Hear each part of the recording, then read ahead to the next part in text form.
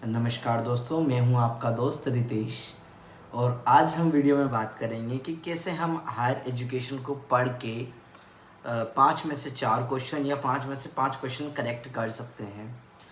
आपने पहले पढ़ा होगा higher education, no doubt, and मुझे पता है आप सबको हायर एजुकेशन से दिक्कत होगी कि you are not able to make this question.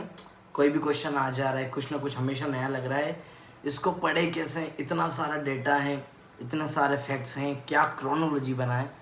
So I will be the speaking to you how to deal with this subject. So I will be telling you कि आपको कैसे क्या पढ़ना है।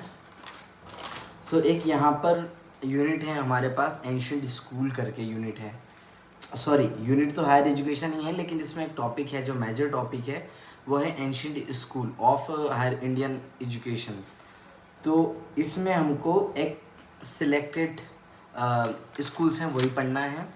जैसे इसमें है Takshashila, Nalanda, Vikramshila, ओदांतपुरी, Vallabhi.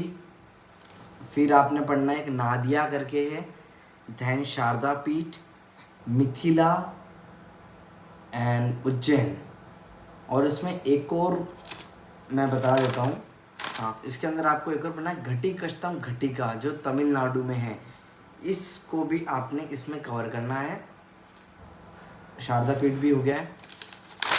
And then you have to focus, आपको 3 जेवल्स याद करने हैं। जैन के जो जैनिज़्म के 3 जेवल्स ऑफ जैनिज़्म आपको याद करना है, दर्शन, नॉलेज और चैत्र। देन आपको चार जो गौतम बुद्ध के जहाँ पे क्या बोलते हैं, उनकी टॉक हुई थी, एक इवेंट हुआ था, वो आपको याद करना है, जिससे राजगढ़, वैशाली, पाटलिपुत्र, कुनाला में, ये आपको याद करने हैं। इसी टॉपिक के अंदर आपने एक और पढ़ना है डिफरेंस बिटवीन 2 नागा अर्जुन।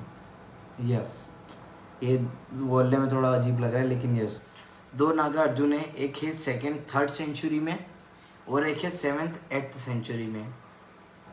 एक में महायान बुद्धिज़्म वगैरह की बात करता है, और एक में ही is more like scientific, alchemy, रसायनतंत्र, मरकरी की बात करेगा।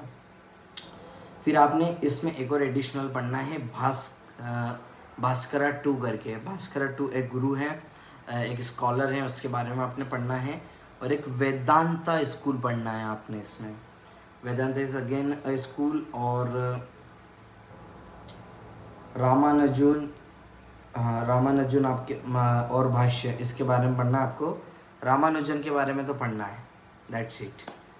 तो आप इन सब को पढ़ लोगे हायर एंशिएंट स्कूल को, तो आपका कवर हो जाएगा। अब इसको कवर करने के लिए आपको जितने भी सब कुछ दे रखा है इसको नहीं पढ़ना है।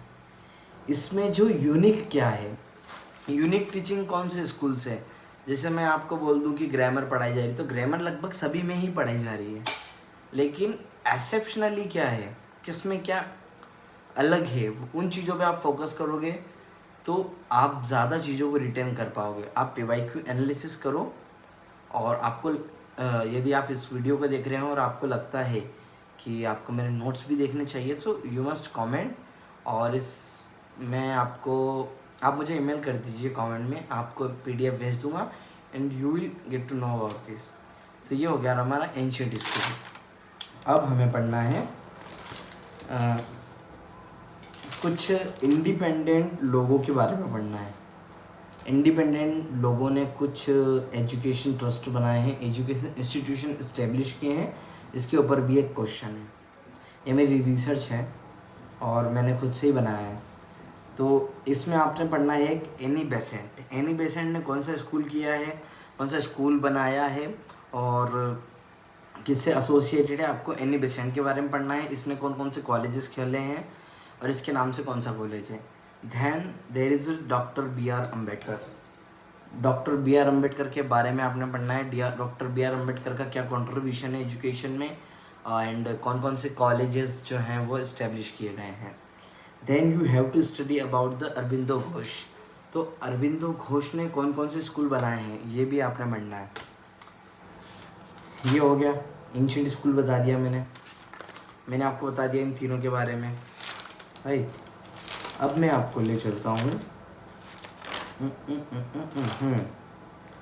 एक क्रोनोलॉजी है जो एक एंशियंट में जो भी चार्टर एक्ट वगैरह आए हैं वो उसके बारे में आपको बताता हूँ, उसको आपने कैसे पढ़ना है और कितना पढ़ना है मैं आपको इसमें बता ही देता हूँ कि आपको क्या पढ़ना है इससे रिगार्डिंग, ठीक है।